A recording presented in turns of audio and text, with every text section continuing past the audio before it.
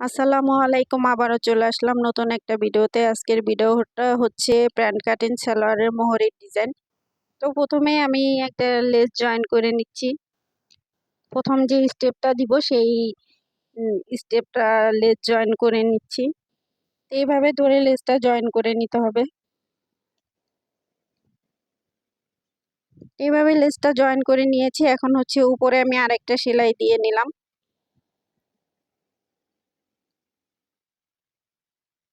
তো হয়ে গেছে প্রথম স্টেপ জয়েন করা। এখন হচ্ছে এই সালোয়ারের যে জামার কাপড়টা আছে সেটা দিয়ে আমি একটা ডিজাইন কমপ্লিট করে রেখেছিলাম, সেটাই এখানে আমি জয়েন করে দিব। তো দেখতেই পাচ্ছেন আমি কিভাবে ডিজাইনটা জয়েন করে নিচ্ছি। আপনারাও এভাবে চাইলে ডিজাইন তৈরি করে জয়েন করে নিতে পারেন সালোয়ারে, দেখতে অনেক ভালো লাগে। তো হয়ে গেছে আমার জয়েন করা। এখন হচ্ছে এই ডিজাইনটার উপরে আমি একটা লেস লাগিয়ে নিব, তাহলে সালোয়ারটা দেখতে আরো অনেক বেশি সুন্দর লাগবে। তো দেখতেই পাচ্ছেন আমি কিভাবে জয়েন করে নিলাম, আপনারাও চাইলে এইভাবে জয়েন করে নিতে পারেন। তো হয়ে গেছে, আমি আর একটা সেলাই দিয়ে নিব।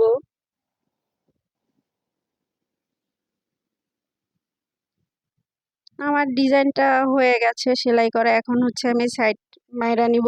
সাইড মারার পরে হচ্ছে আমি এখানে পুঁতি লাগাবো, তাহলে সালোয়ারটা দেখতে আরো অনেক বেশি সুন্দর লাগবে।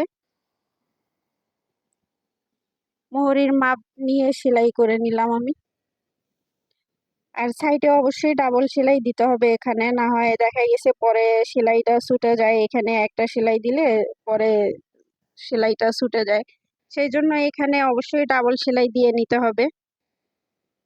আমি ডাবল সেলাই দিয়ে নিচ্ছি, আপনারাও এখানে ডাবল সেলাই দিয়ে নেবেন।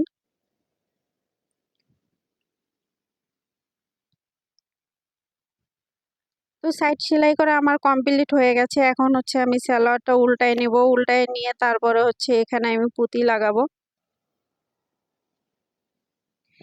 এই তো দেখাই যাচ্ছে কত সুন্দর একটা ডিজাইন হয়েছে। আপনারাও চাইলে এরকম সুন্দর সুন্দর ডিজাইনের প্যান কাটিং সালোয়ার তৈরি করে নিতে পারেন। যে পুঁতি লাগানোর পরে সালোয়ারটা আরো অনেক বেশি সুন্দর হয়ে গেছে। তো এরকম সুন্দর সুন্দর আরো ভিডিও পেতে হলে অবশ্যই আমাদের পেজটা ফলো দিয়ে আমাদের